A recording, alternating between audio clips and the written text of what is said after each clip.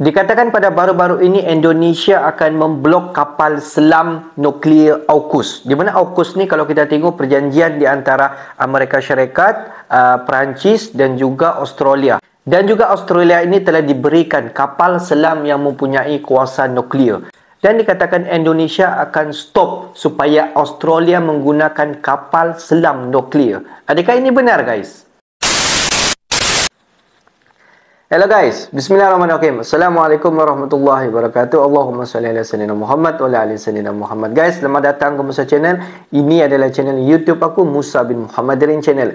Kepada subscriber, kepada viewer di luar sana yang baru sahaja masuk ke Musa Channel, jangan lupa berikan dukungan kalian kepada channel ini dengan satu cara mudah. Just klik button subscribe, like dan komen di bahagian komentar di bawah. Dan kepada subscriber, kepada viewer di luar sana yang selama ini telah pun memberi sokongan kepada Musa Channel, dan juga kepada subscriber yang sedang menonton video ini, aku sentiasa mendoakan agar kalian di luar sana dipermudahkan segala urusan, dibukakan pintu-pintu rezeki, dihindarkan, dijauhkan daripada segala malapetaka dan juga dihindarkan daripada segala fitnah akhir zaman, guys. Amin amin ya rabbal alamin. Guys, seperti biasa, hari ini kita akan buat sedikit lagi video reaction di channel Bagi-Bagi. Dan kalau kita zoom sedikit kepada judul utama yang kita akan react, di mana dikatakan Indonesia akan blok ataupun stop penggunaan kapal selam nuklear daripada AUKUS. Adakah ini benar, guys? Kita tahu AUKUS itu merupakan gabungan yang sangat-sangat mantap Amerika Syarikat, Perancis dan juga Australia. Adakah Indonesia berani? Jom kita semak dulu video ini. Kalau kita bisa bangun kilang minyak, itu nanti turunannya banyak sekali. Petrokimia itu kan nggak usah impor. Impor petrokimia ini gede sekali. 323 triliun impor kita petrokimia. Saya agak gitu-gitu apa, jular kepala karena tiap hari jengkel jadi apa. Negara-negara tetangga kita masih jauh. Tertinggal kita ini. Mereka biaya logistiknya hanya 12%, kurang lebih, kita masih 23%. Artinya ada yang tidak efisien di negara kita. Oleh sebab itu kenapa dibangun infrastruktur. Sahabat Bagi-Bagi, dunia menyadari bahwa Indonesia yang satu dekade ini mereka remehkan, ternyata masih memiliki efek kentalnya sendiri. Walaupun kakak tertua siang ini sempat turun pamor setelah pada era Soekarno yang menjadikan Indonesia memiliki titel terkuat militernya di kawasan, dan setelah era Soeharto yang memiliki kelebihan dalam geopolitik ekonomi agrarisnya, lalu sisa-sisa presiden ke belakangnya hanya membuat Indonesia turun level di mata dunia dari lepasnya banyak pulau yang diklaim oleh tetangga dan banyak penyadapan terhadap presiden kita yang dilakukan oleh Australia. Walaupun akhirnya sempat ketahuan, dan yang tidak ketahuan mungkin masih banyak lagi. Dan kini, Indonesia ternyata masih memiliki powernya untuk membuat dunia memperhatikan kita. Salah satunya adalah sebagai dapur dunia, apalagi sejak ada gejolak larangan ekspor minyak goreng. Walaupun sempat ada perbedaan dari menterinya, akhirnya diralat lagi oleh Presiden Jokowi. Dunia tidak boleh meremehkan Indonesia sebagai negara setengah-setengah saja. Maka dari itu, mari kita bahas.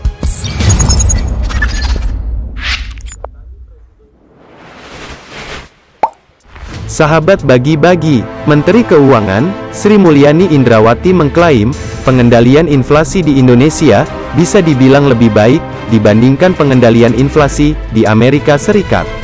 Hal tersebut disampaikan oleh Sri Mulyani di depan 25.000 peserta dan investor dari berbagai negara yang hadir. Ia mengatakan, dalam menurunkan inflasi, yang kami lakukan tidak seperti yang dilakukan di Amerika Serikat. Tapi, kami telah melakukan upaya pengendalian inflasi, dan sebenarnya Indonesia bekerja lebih baik.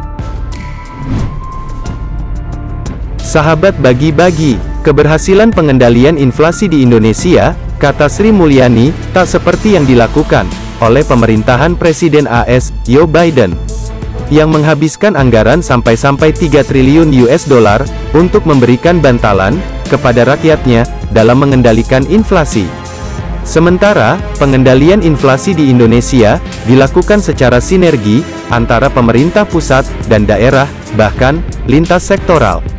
Sri Mulyani juga mengatakan, mungkin ini bisa dicontoh oleh dunia, tentang bagaimana menstabilkan harga, tanpa menggunakan terlalu banyak alat fiskal dan moneter, karena persoalan inflasi berasal dari sisi penawaran. Sahabat bagi-bagi, seperti diketahui, dalam perang Rusia dan Ukraina, telah meluluhlantahkan perekonomian di banyak negara, tak terkecuali Indonesia. Harga komoditas pangan dan energi yang meningkat, mengharuskan pemerintah untuk menjaga daya beli masyarakat. Pada 2022, pemerintah pun memutuskan untuk menggelontorkan anggaran sebesar Rp551,2 triliun untuk pembayaran subsidi dan kompensasi energi, atau meningkat 8,93% dari yang ditargetkan. Anggaran yang dibayarkan tersebut, karena terjadi peningkatan pada subsidi, bahan bakar minyak atau BBM, dan kompensasi, terutama dipengaruhi oleh lebih tingginya volume BBM bersubsidi, dan nilai tukar rupiah. Adapun pada 2022, inflasi Indonesia berhasil terjaga pada level 5,51% atau year on year, lebih rendah dari target pemerintah yang diperkirakan mencapai 6,5%, karena ada kenaikan harga BBM. Sahabat bagi-bagi, bagaimana menurut kalian? Apakah kita patut berbangga, ekonomi Indonesia lebih baik dari negara Amerika? Yuk diskusikan di kolom komentar. Merdekalah kita seutuhnya, merdeka! Hurra!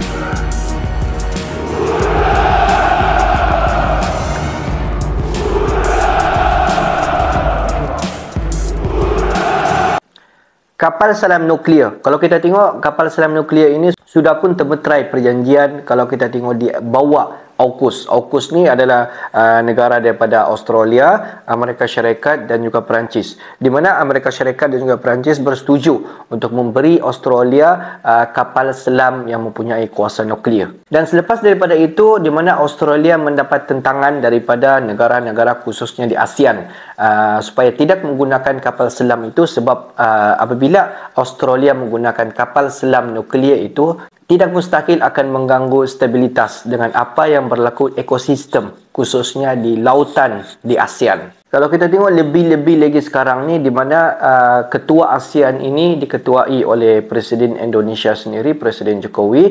Jadi Presiden Jokowi mahu stabilitas ekosistem di ASEAN ini terjaga ataupun terhindar daripada segala nuklear ataupun segala bentuk peperangan.